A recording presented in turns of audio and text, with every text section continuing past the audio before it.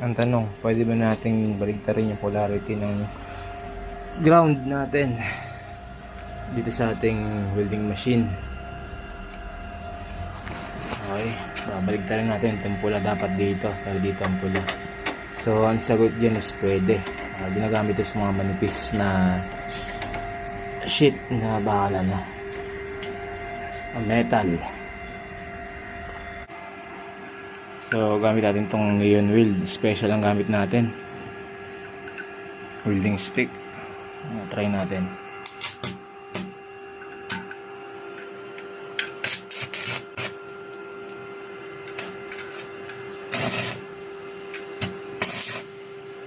So ang sagot, pwede pang spot nakabaligtad ng polarity niya. So depende yan sa gagamit. Kung manipisan yan, binabaligtad talaga yan. Pero pag mga full weld, hindi pwede, baka masira So ayun, nasagot ko na yung tanong. Makabaligtad yan mga idol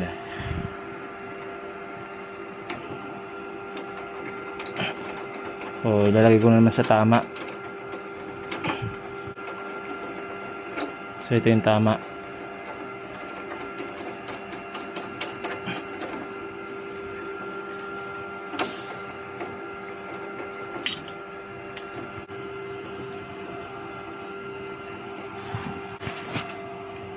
So yan, nasa tama na tayo mga idol. So boil tayo, try nga natin.